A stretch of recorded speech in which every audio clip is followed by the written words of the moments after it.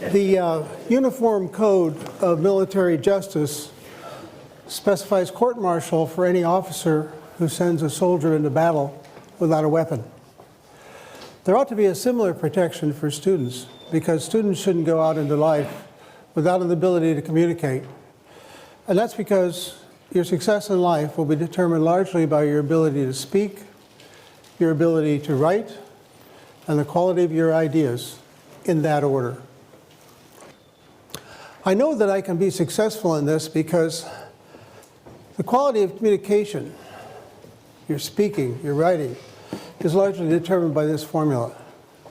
It's a matter of how much knowledge you have, how much you practice with that knowledge, and your inherent talent. And notice that the T is very small. What really matters is what you know. This point came to me suddenly a few decades ago when I was skiing at Sun Valley. I had heard that it was Celebrity Weekend, and one of the celebrities was Mary Lou Retton, famous Olympic gymnast, perfect tens in the vault. And I heard that she was a novice at skiing, so when the opportune moment arrived, I looked over on the novice slope and saw this young woman who, when she became unbalanced, went like that. And I said, that's got to be her. That must be the gymnast.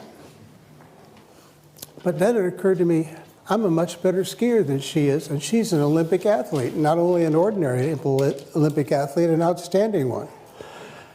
And I was a better skier because I had the K, and I had the P, and all she had was the T. So you can get a lot better than people who may have inherent talents if you have the right amount of knowledge. So that's what my objective is today, and here's my promise. Today you will see some examples of what you can put in your armamentarium of speaking techniques. And it will be the case that some one of those examples, some heuristic, some technique, maybe only one, will be the one that gets you the job. And so this is a very nonlinear process. You never know when it's going to happen. But that is my promise. By the end of the next 60 minutes, you'll have been exposed to a lot of ideas, some of which you'll incorporate into your own repertoire, and they will ensure that you get the maximum opportunity to have your ideas valued and accepted by the people you speak with. Now, in order to do that, we have to have a rule of engagement, and that is no laptops, no cell phones. So if you could close those, I'll start up as soon as you're done. Some people ask why that is a rule of engagement. And the answer is, we humans only have one language processor. And if your language processor is engaged, could you shut the laptop, please? If your language processor is engaged, browsing the web or reading your email, you're distracted. And worse yet, you distract all of the people around you. Studies have shown that. And worse yet, if I see an open laptop somewhere back there or up here, it drives me nuts. And I do a worse job. And so that ensures that all of your friends who are paying attention don't get the performance that they came to have. So that's it for preamble. Let's get started. First thing to talk about, of course, is how to start.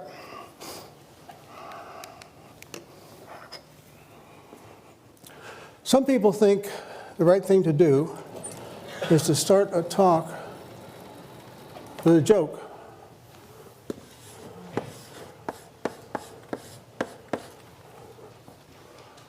I don't recommend it. And the reason is that in the beginning of a talk, people are still putting their laptops away. They're becoming adjusted to your speaking parameters, to your vocal parameters. And they're not ready for a joke. So it doesn't work very well. They usually fall flat. What you want to do instead is start with an empowerment promise. You want to tell people what they're going to know at the end of the hour that they didn't know at the beginning of the hour. It's an empowerment promise. It's the reason for being here. What would be an example? Oh, I see. At the end of this 60 minutes, you will know things about speaking you don't know now, and something among those things you know will make a difference in your life. Yeah, that's an empowerment promise. So that's the best way to start. So now that I've talked a little bit about how to start, what I want to do is give you some samples of heuristics that are always on my mind when I give a talk.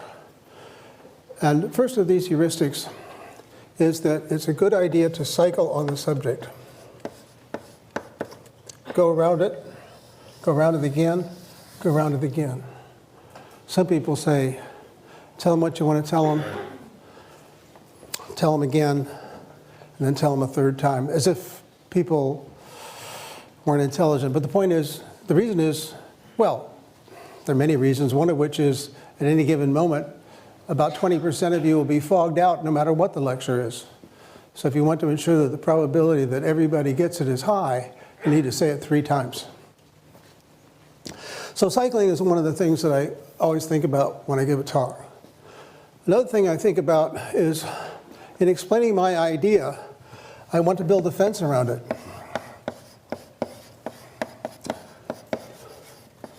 So that it's not confused with somebody else's idea.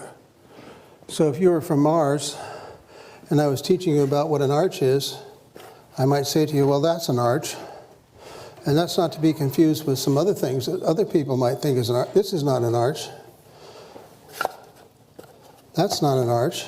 I'm building a fence around my idea so that it can be distinguished from somebody else's idea. So in a more technical sense, I might say, well, my algorithm might seem similar to Jones's algorithm, except his is exponential and mine's linear. That's putting a fence around your idea so that people can not be confused about how it might relate to something else. The third thing on this list of samples is the idea of verbal punctuation.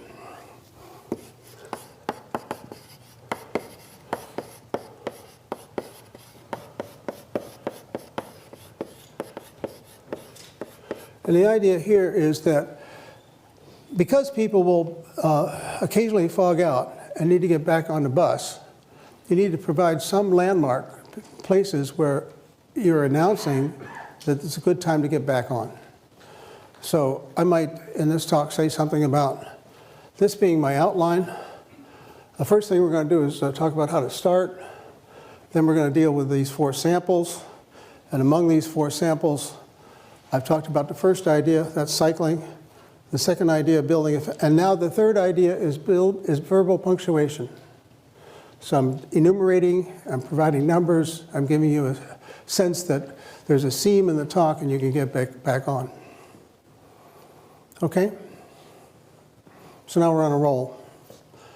And since we're on a roll, can you guess what 4th idea might be here? An idea that helps people get back on the bus?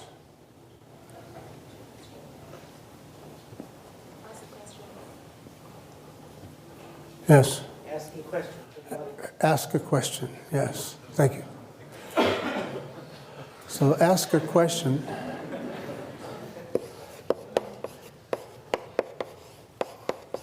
And so I will ask a question. How much dead air can there be? How long can I pause?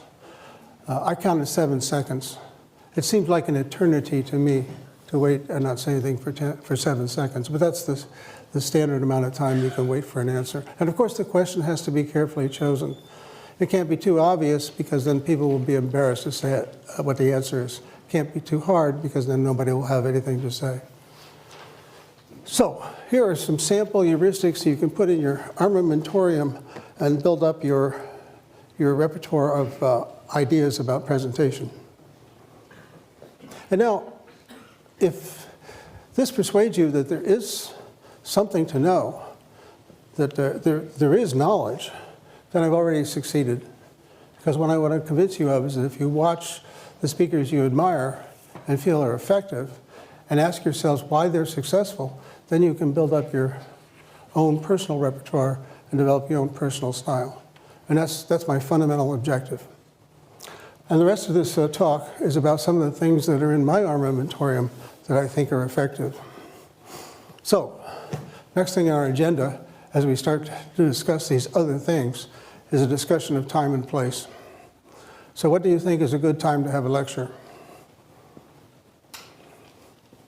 11 a.m. Yeah.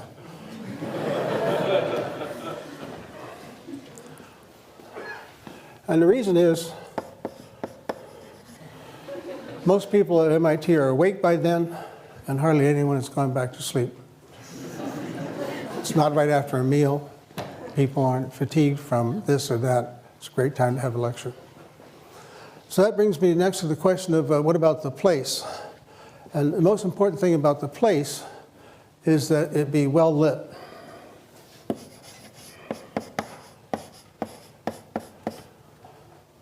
This room is well lit. The problem with the other kinds of rooms is that we humans, whenever the lights go down, or whenever the room is dimly lighted, it signals that we should go to sleep. So whenever I go somewhere to give a talk, even today, the first thing I do when I speak to the audiovisual people is say, keep the lights full up. Oh, they might reply, people will see the slides better if we turn the lights off. And then I reply, it's extremely hard to see slides through closed eyelids. What else can you say about the place? Well, the place should be cased.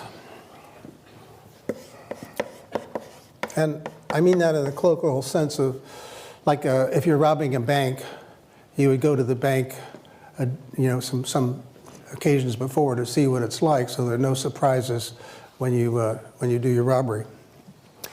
So whenever I go somewhere to speak, the first thing I ask my host to do is to take me to the place where I'll be speaking, so that if there are any weirdnesses, I'll be able to deal with it. Sometimes it might require some intervention. Sometimes it just might require me to understand what the challenges are. So when I came here this morning, I did what I typically do. I imagined that all the seats were filled with disinterested farm animals. And that way I knew that no matter how bad it was, it wouldn't be as bad as that. So finally, it should be reasonably populated.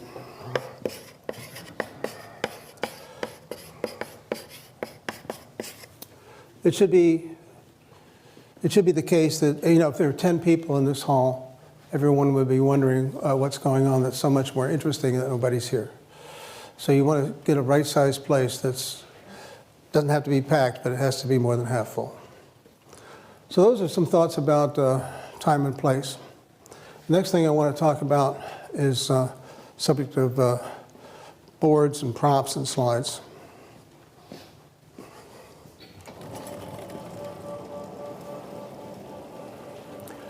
Well, these are the tools of the trade. I believe that this is the right tool for speaking when your purpose is informing. The slides are good when your purpose is exposing. But this is what I use when I'm informing, teaching, lecturing. And there are several reasons why I use it. For one thing, when you use the board, you have a graphic quality. It's the case that when you have a board, then you can easily exploit the fact that you can use graphics in your presentation. So that's the graphic quality that I like. And the next thing I like is a speed property. The speed with which you write on the blackboard is approximately the speed at which people can absorb ideas. If you go flipping through a bunch of slides, nobody can go that fast. Finally, one great property of a board is that it can be a target.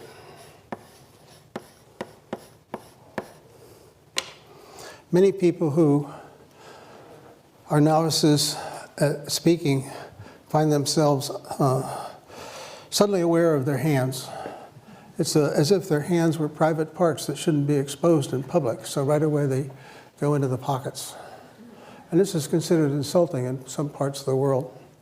Or alternatively, maybe the hands will go in back like this. I was once in a convent in Serbia, and my host, as soon as we entered, a nun came up to us and offered us a refreshment. And I was about to say, no, thank you, when he said, eat that stuff or die. It's a question of local custom and politeness. But then, before anything happened there, the nun pulled my hands off like this, because it was extraordinarily insulting in that culture to have your hands behind your back. So why is that? Well, it's usually supposed that that it has to do with whether you're concealing a weapon. So if your hands are in your pockets or behind your back, then it looks like you might have a weapon. And that's what I mean by the virtue, one of these virtues of the board. Now you have something to do with your hands. You can point out the stuff. I was once watching Seymour Papert give a lecture, and I thought it was terrific. So I went a second time. First time to absorb the content, second time to note the style. And what I discovered is that Papert was constantly pointing at the board. And then I thought about it a little while, and I noted that none of the stuff he was pointing to had anything to do with what he was saying. Nevertheless, it was an effective technique.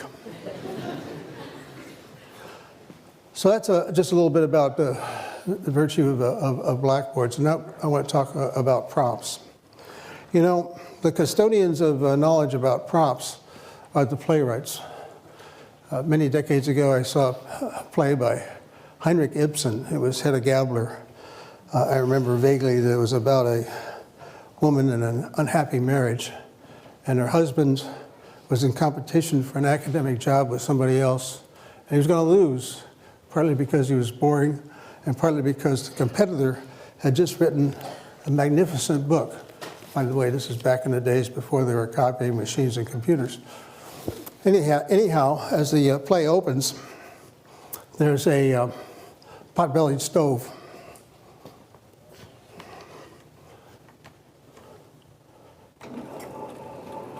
And in the beginning of the play, the pot-bellied stove with its open door just has some slightly glowing embers.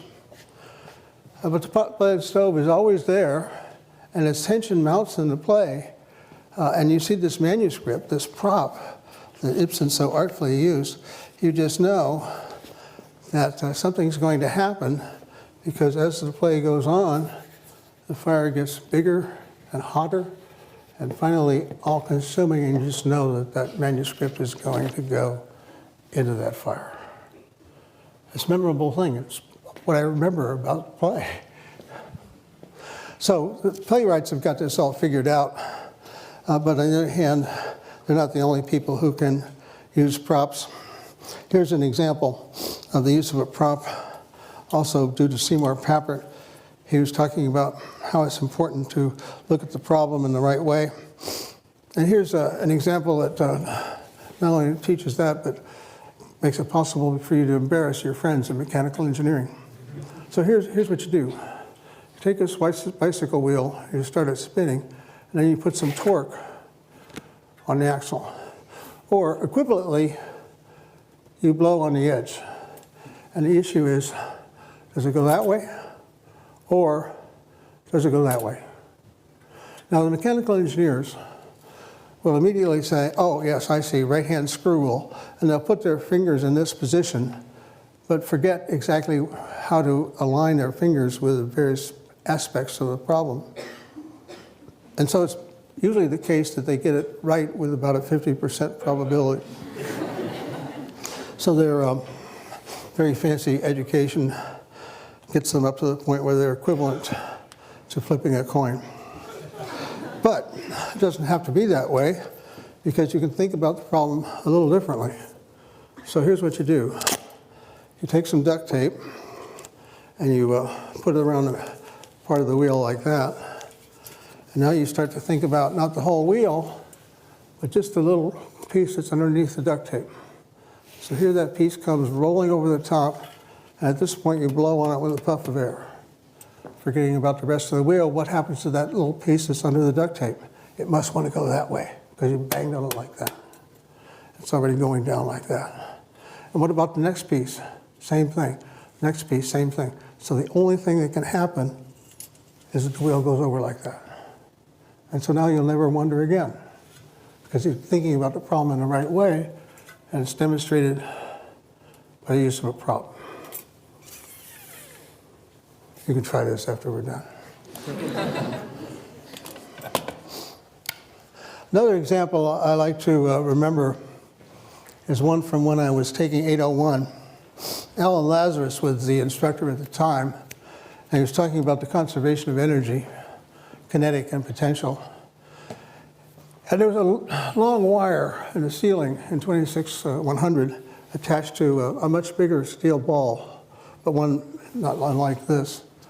And Lazarus took the ball up against the wall like this. He put his head flat against the wall to steady himself, and then he let go. And the pendulum takes many seconds to go over and back, and then gently kisses Lazarus's nose.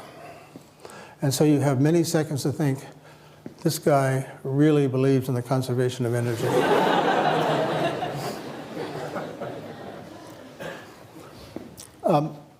Do not try this at home. The problem is that first time you do this, you may not just let go. There's a natural human tendency to push.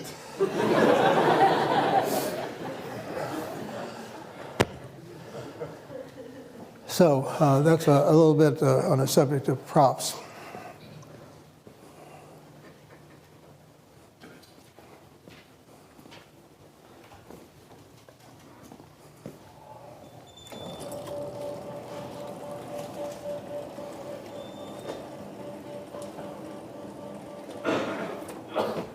You know, it's interesting, whenever surveys are taken, students always say more chalk, less PowerPoint. And why would that be? Props are always also very effective. Why would that be? I'll give you my lunatic fringe view on this. It has to do with what I would call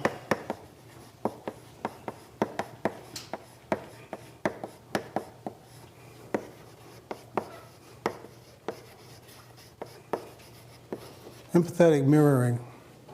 When you're sitting up there watching me write on the board, all those little mirror neurons in your head, I believe, become actuated, and you can feel yourself writing on the blackboard. And even more so, when I talk about this steel ball going that way and this way, you can feel the ball as if you were me. And you can't do that with a slide. You can't do it with a picture.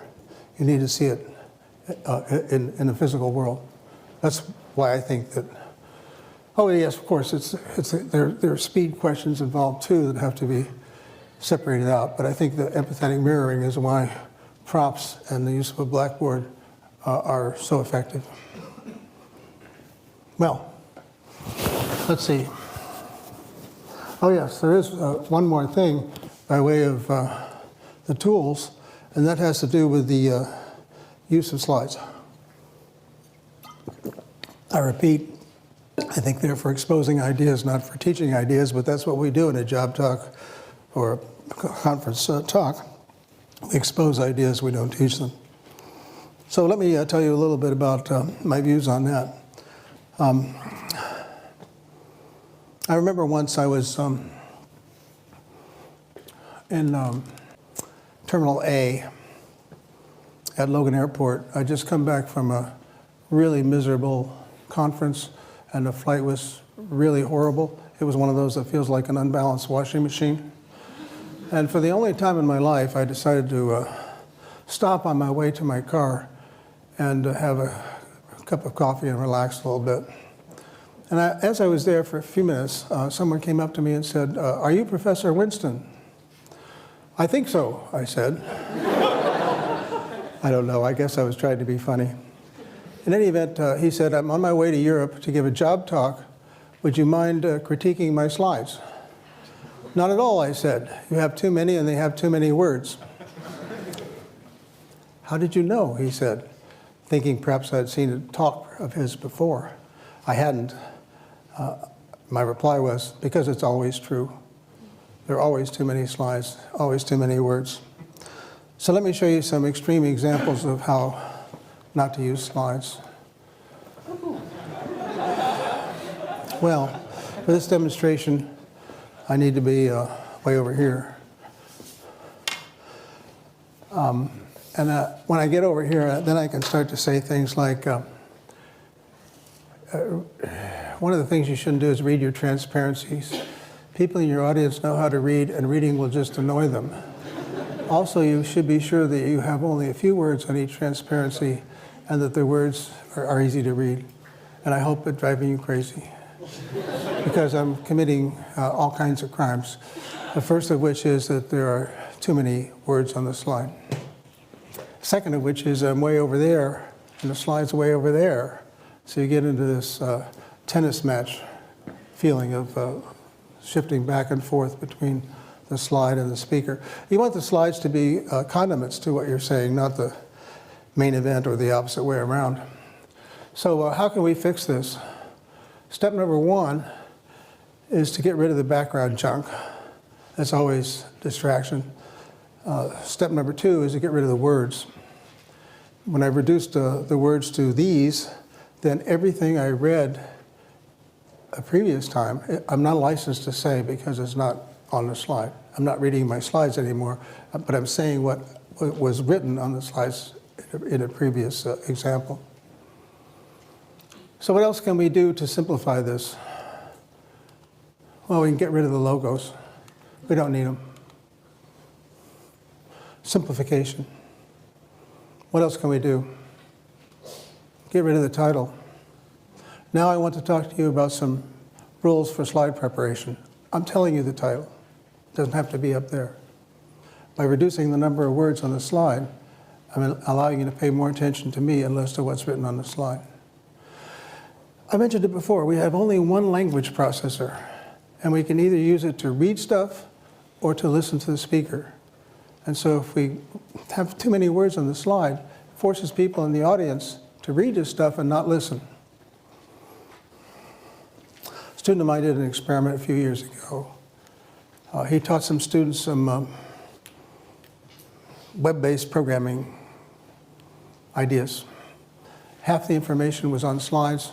He said the other half. And then for a control group, he reversed it. And the question was, what did the subjects, that is to say, freshmen in his fraternity, what did the subjects remember best? What he said or what they read on the slide? And the answer is what they read on the slide. When their slides have a lot of material on it, they don't pay attention to the speaker. In fact, in the after-action report, one of the subjects said, "I wish you hadn't talked so much, it was distracting." Well, that last item is eliminate clutter. Now here's some clutter. No reason even for those bullets. So the too many words problem is a consequence of a crime Microsoft has committed by allowing you to use fonts that are too small.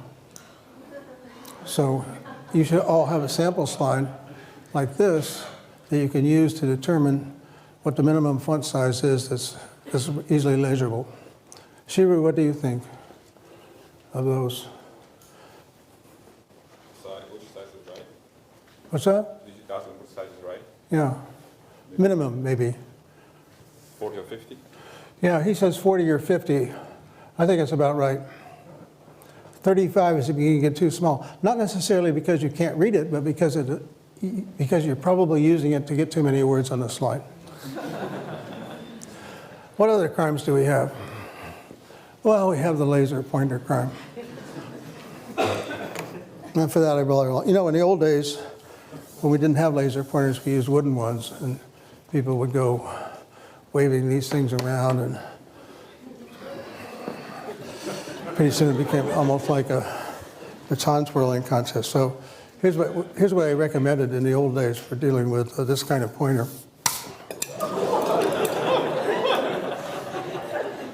This example of use of a prop. Jim Glass up there saw this talk about 20 years ago and said, oh yeah, I remember that talk. That's the one where you broke the pointer. It's amazing how props tend to be the things that are remembered. Well, now we don't have physical pointers anymore. We've got laser pointers.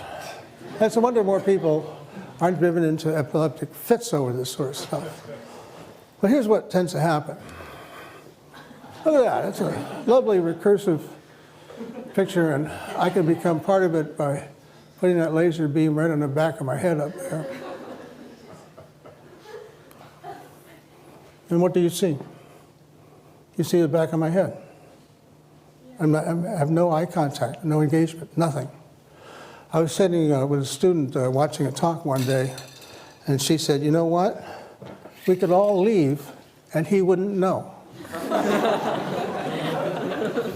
So what happens when you use a laser pointer? You can't use a laser pointer without turning your head and pointing it at something. And when you do that, you lose contact with the audience. You don't want to do it. So what do you do if you need to identify something in your image and you don't want to point at it with a laser? This is what you do. Put a little arrow on there and say, now look at that guy number one, at the end of arrow number 1. You don't need to have a laser pointer to do that.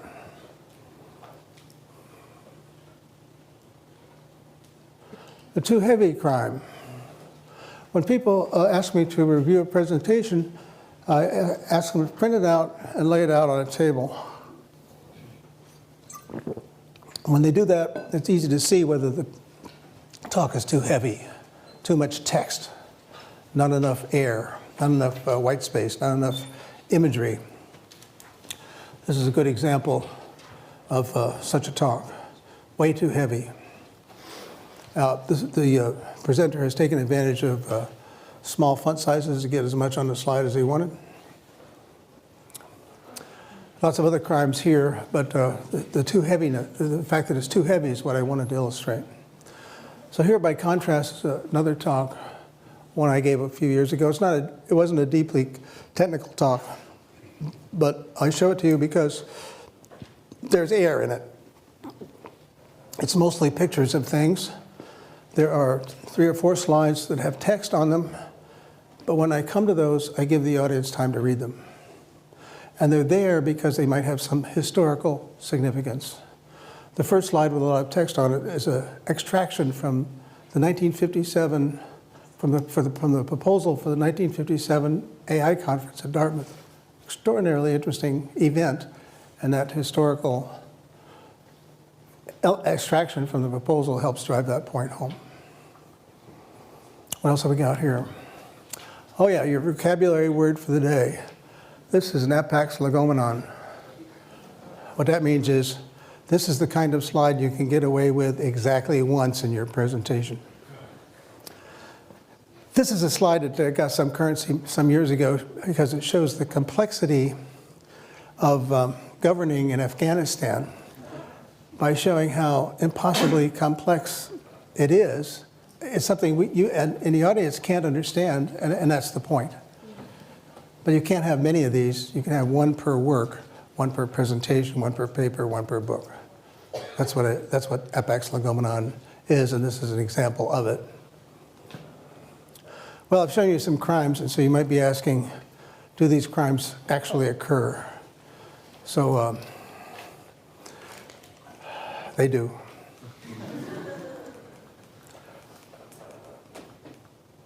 There's the hands in the pockets crime. There's a crime in time and place selection here. This is how you get to the Bartos Theater.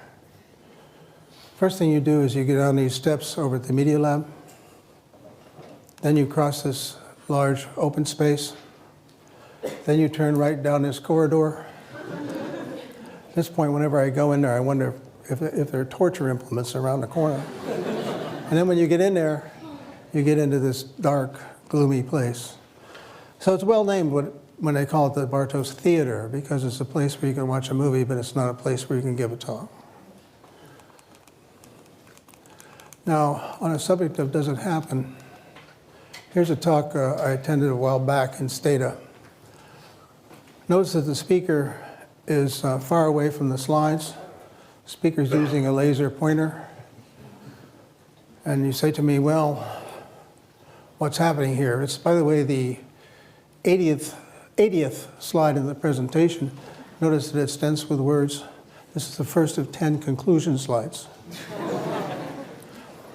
So what's the audience reaction? That's the sponsor of the meeting. He's reading his email. This is the co-sponsor of the meeting. He's examining the lunch menu. What about this person? This person looks like he's paying attention, but just because it's a still picture, if you were to see a video, what you would see is something like this.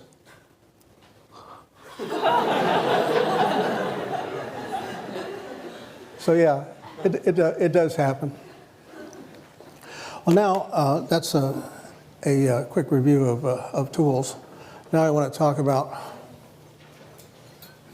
some special cases. We could talk a little bit about informing, or to say it another way, doing what I'm doing now. But I'll just say a few words about that. In that kind of presentation, you want to start with a promise, like I did for this hour that we're going through now. But then it comes to the question of how do you inspire people? I've given this talk for a long time, and a few years ago, our department chairman said, would you please give this talk to a new faculty and be sure to emphasize what it takes to inspire students. And strangely, I hadn't thought about that question before, so I started a survey. I talked to some of my incoming freshman advisees, and I talked to senior faculty and everything in between about how they've been inspired. What I found from the incoming freshmen is that they were inspired by some high school teacher who told them they could do it. What I found in the senior faculty, they were inspired by someone who helped them to see a problem in a new way. And what I saw from everyone is that they were inspired when someone exhibited passion about what they were doing. Exhibited passion about what they were doing. Yeah, so that's one way to be inspiring. It's easy for me because, you know, I do artificial intelligence. How can you not be interested in artificial intelligence, right? I mean, if you're not interested in artificial intelligence, you're probably not interested in interesting things. So when I'm lecturing in my AI class, it's natural for me to talk about what I think is cool and how exciting some new idea is. So that's the kind of expression of passion that makes a difference while informing with respect to this question of inspiring. Oh yeah, and of course during this promise phase, you can also express how cool stuff is. Let me give you an example of a lecture that starts this way. I'm talking about resource allocation. It's the same sort of stuff you would think of when it's the same sort of ideas you would need if you're allocating aircraft to a flight schedule or trying to schedule a factory or something like that. But the example is putting colors on the states in the United States without any bordering states having the same color. So here goes. This is what I show in the beginning of the class. This is a way of doing that coloring. And you might say, well, why don't we wait till it finishes? Would you like to do that? No? Well, we're not going to wait till it finishes because the sun will have exploded and consumed the earth before this program finishes. But with a slight adjustment to how the program works, which I tell my students, you will understand in the next 50 minutes, this is what you get. Isn't that cool? You know, you got to be amazed by stuff that takes a computation from longer than the lifetime of the solar system into a few seconds. So that's what I mean by providing a promise up front and expressing some passion about what you're talking about. Well, the last item in this little block here is, it has to do with what people think that they do at MIT. You ask faculty what the most important purpose is, and they'll say, well, the most important thing I do is teach people how to think. And then you say, oh, that's great. How do you teach people how to think? Blank stare. No one can quite respond to that part, that natural next question. So how do you teach people how to think? Well, I believe that we are storytelling animals, and that we start developing our story understanding and manipulating skills with fairy tales in childhood and continue on through professional schools like law, business, medicine, engineering, everything. And we continue doing that throughout life. So if that is what thinking is all about, then when you want to teach people how to think, you provide them with the stories they need to know, the questions they need to ask about those stories, mechanisms for analyzing those stories, ways of putting stories together, ways of evaluating how reliable the story is, and that's what I think you need to do when you teach people how to think. But that's all about education, and many of you here, not necessarily for that, but rather for this part, for persuading, which breaks down into several categories: oral exams, not shown, job talks, getting famous. I won't say much about oral exams, other than the fact that they used to be a lot scarier than they are today. In the old days, reading the literature in a foreign language was part of that, and there was a high failure rate. And when you look back on those failures, the most usual reason for people failing an oral exam is failure to situate and a failure to practice. By situate, I mean it's important to talk about your research in context. This is a problem that's being pursued all over the world. There hasn't been any progress before me in the past 30 years. Everyone is looking for a solution because it will have impact on so many other things. So that's situating in time and place and field. And then as far as practice is concerned, yes, practice is important, but that doesn't mean showing your slides to the people who share an office with. The problem with that is that if people know what you're doing, they will hallucinate that there's material in your presentation that isn't there. It isn't there. A variation on the same, by the way, is your faculty supervisor is not a very good person to help you debug a talk, because they, in fact, know what you're doing, and they will, in fact, hallucinate there's material in your presentation that isn't there. So you need to get together some friends who don't know what you're doing and have them, well, you start the practice session by saying, if you can't make me cry, I won't value you as a friend anymore. And then when you get to the faculty on a oral exam, it will be easy. You see, difficulty, or the amount of flack you'll get from somebody is proportional to age. The older somebody is, the more they understand where they are in the world. But the young people are trying to show the old people how smart they are, so they'll be vicious. So whenever you have an opportunity to have an examining committee that's full of people with gray hair, that's what you want. Well, that's just a word or two about something I haven't listed here. Let's get into the subject of job talks. So I was sitting in a bar many years ago in San Diego. I was a member of the Navy Science Board, and I was sitting with a couple of my colleagues on the board. Dolores Eder from the University of Colorado. She made me so jealous I could spit because she'd written 21 books and I'd only written 17. And then the other one was Bill Weldon from the University of Texas. He was a electromagnetism guy, and he knew how to use rail guns to drive steel rods through tank armor. These are interesting people. So I said, what do you look for in a faculty candidate? And within 1 microsecond, Dolores said, they have to show us they've got some kind of vision. Quickly followed by Bill, who said, They have to show us that they've done something.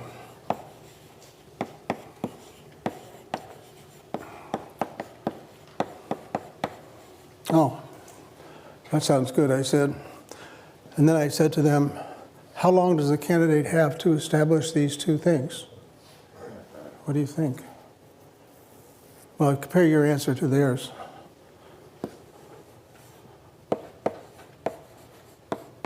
5 minutes. So if you haven't expressed your vision, if you haven't told people that you've done something, in 5 minutes you've already lost. So you have to be able to do that. And let me just mention a couple of things in that connection. Here, which is, the vision is in part a problem that somebody cares about and something new in your approach.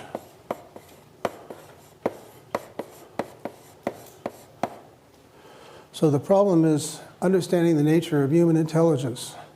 And the approach is asking questions about what makes us different from chimpanzees and Neanderthals. Is it merely a matter of quantity, or are we just a little bit smarter in some continuous way? Or do we have something that's fundamentally different that chimpanzees don't have, and Neanderthals either? And the answer is yes, we do have something different. We are symbolic creatures, and because we're symbolic creatures, we can build symbolic descriptions of relations and events. We can string them together and make stories. And because we can make stories, that's what makes us different. So that's my stump speech.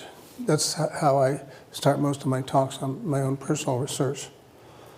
How do you express the notion that you've done something? By listing the steps that need to be taken in order to achieve the solution to that problem.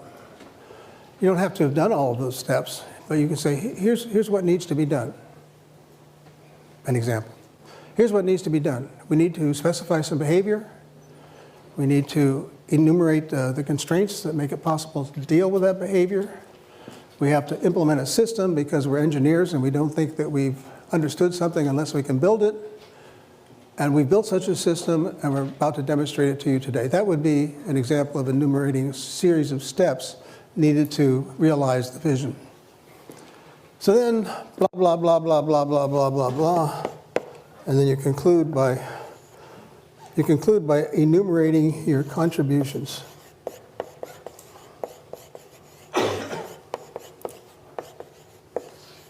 It's kind of mirror of these steps and helps to establish that you've done something. So that's a kind of general purpose framework for doing a technical talk. Now, only a few more things left to do today. Getting famous is the next item on our agenda, because once you've got the job, you need to think a little bit about how you're going to be recognized for what you do. So,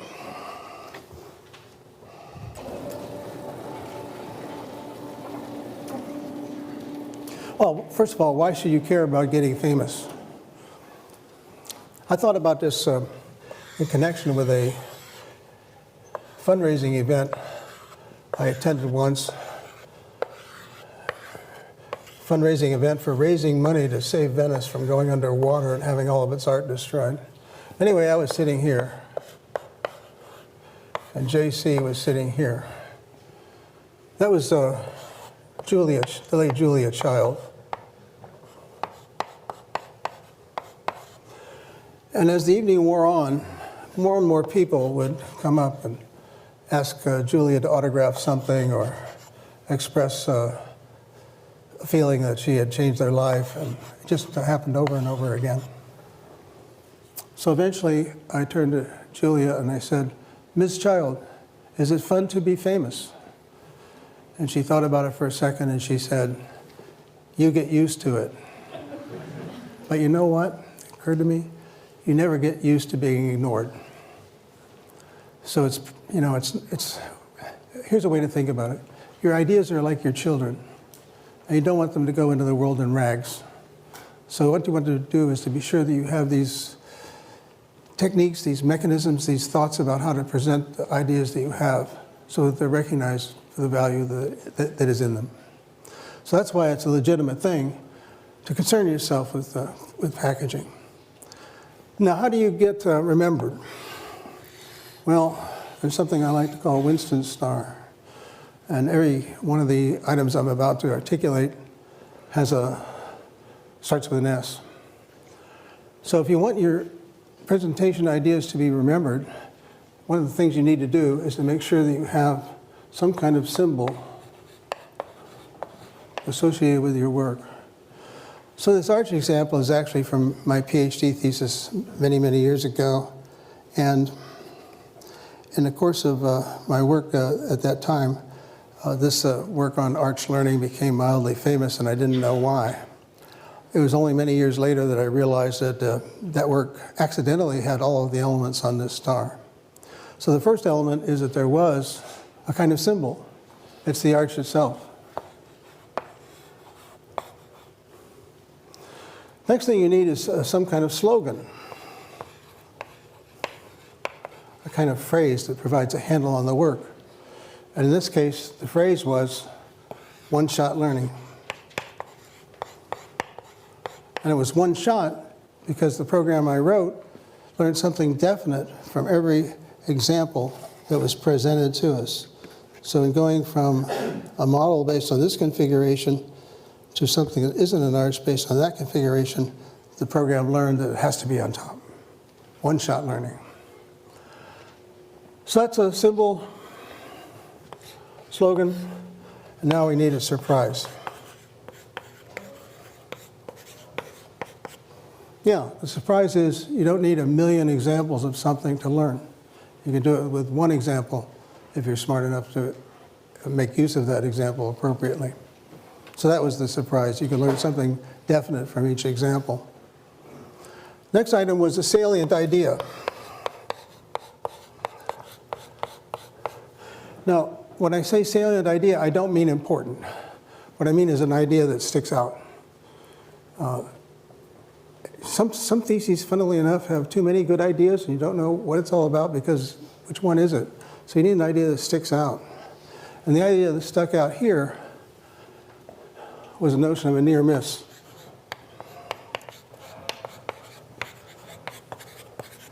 You see, this is not an arch, but it doesn't miss by much. So it's a near miss. And finally, you need to tell the story of how you did it, how it works, why it's important. So that's a bit on how to, not so much get famous, but how to ensure that your work is recognized. Well, we're almost finished because now we're down to this last item, which is how to stop. And when we come to that, there's a question of, all right, well, what is the final slide? And what are the final words?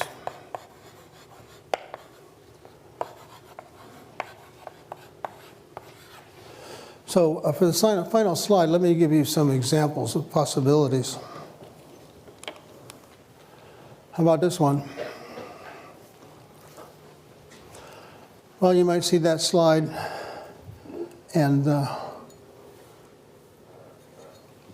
think to yourself, there are 1,000 faculty at MIT. Nice piece of work, but not so much, but it's only a tiny piece of work if you divide by 1,000. So when you show a whole gigantic list of collaborators at the end of a talk, it's a kind of letdown because it suggests that nobody knows, well, did you do anything significant? Now you got to recognize your collaborators, right? So where do you do that? Not on the last slide, on the first slide. All this was on the first slide. These are the collaborators. So you don't want to put them at the end. You don't want to slide like this. How about this one? This is the worst possible way to end a talk. Because this slide can be up there for 20 minutes. I've seen it happen. It squanders real estate. It squanders an opportunity to tell people who you are. It's just... What about this one? I often see it. I've never seen anybody write it down. Also, it wastes opportunity. Oh my God. Even worse.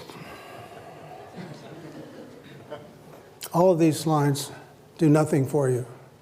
They waste an opportunity for you to tell people, to leave people with who you are. Well, what about this? This a good one? It might seem so at first, but here's the problem. If you say these are my conclusions, these are perfectly legitimate conclusions that nobody cares about. What they care about is what you have done. And that's why your final slide should have this label: contributions. It's a mirror of what I said over there about how job talks ought to be like a sandwich. And the final slide, the one that's up there while people are asking questions and filing out, it ought to be the one that has your contributions on it. Here's an example from my own stump speech. Yeah, this is what I talk about a lot. Yes, here are the things that I typically demonstrate. And I wait for people to read it. And then the final element there is, this is what we get out of it. So that's an example of a contribution slide. All right, now, what about the other part? You know, if you got your final slide up there as a contribution slide, somehow you have to tell people you're finished. So let's check out a few possibilities. One thing you could do in the final words is you could tell a joke. It's okay. By the time you're done, people have adjusted themselves to your voice parameters. They're ready for a joke. I was sitting in another bar, this time in Austin, Texas, with a colleague of mine named Doug Lenat. And Doug's a fantastic speaker. And so I said to Doug, "Doug, you're a fantastic speaker. What's your secret?" And he said, "Oh, I always finish with a joke, and that way people think they've had fun the whole time." So yeah, a joke will work down there. How about this one?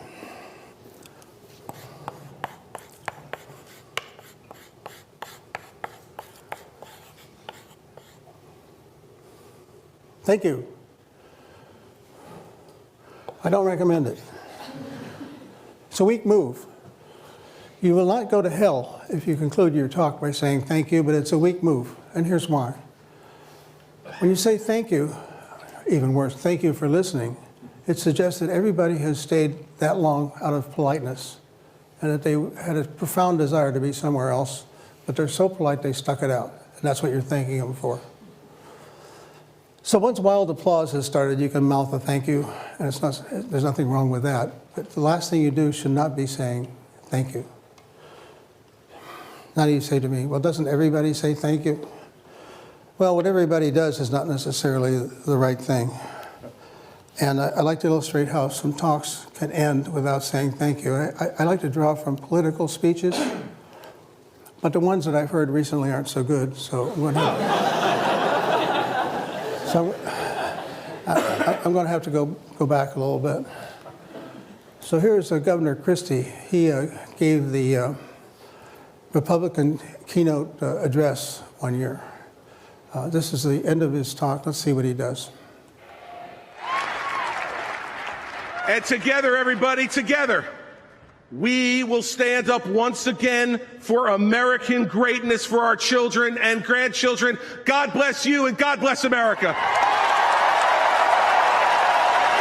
So that's a classic benediction ending. God bless you, God bless America. Now, I don't want to be partisan about this, so I think I better switch to the keynote address in the Democratic Convention. I was delivered that year by Bill Clinton, who knows something about how to speak. If that is what you want, if that is what you believe, you must vote and you must re-elect President Barack Obama. God bless you and God bless America.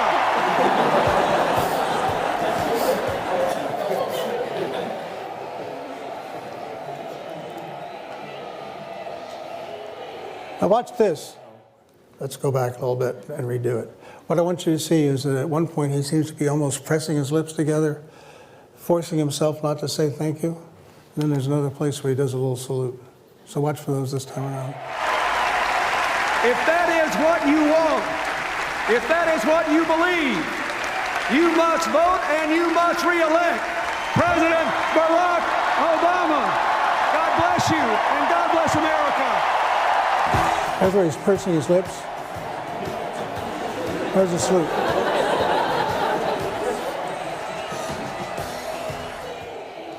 Yeah, I think that's pretty good. Now, what are we going to take away from this? Well, I suppose I could conclude this talk by saying, God bless you and God bless the Massachusetts Institute of Technology, but it might not work so well. But what you can get out of this is you don't have to say thank you. There are other things you can do. And you know, it's interesting that over time people figure this out and there's some stock ways of ending things. So in the Catholic Church, in the good old Latin Mass, it ended with ite missa est, which translates approximately to, okay, the Mass is over, you can go home now. And of course, at musical concerts, you know that it's time to clap, not at the end of the song, but rather when the conductor goes over and shakes hands with the concertmaster. Those are conventions that tell you that the event is over. So those are all possibilities for here. But one more possibility, and that is that you can salute the audience. And by that I mean you can say something about how much you value your time at a place. So I could say, well, it's been a great fun being here. It's been fascinating to see what you folks are doing here at MIT. I've been much stimulated and provoked by the kinds of questions you've been asked. It's been really great, and I look forward to coming back on many occasions in the future. So that salutes the audience. You can do that. Well, there it is. You know what? I'm glad you're here. And the reason is by being here, I think you have demonstrated an understanding that how you present and how you package your ideas is an important thing. And I salute you for that. And I suggest that you come back again and bring your friends.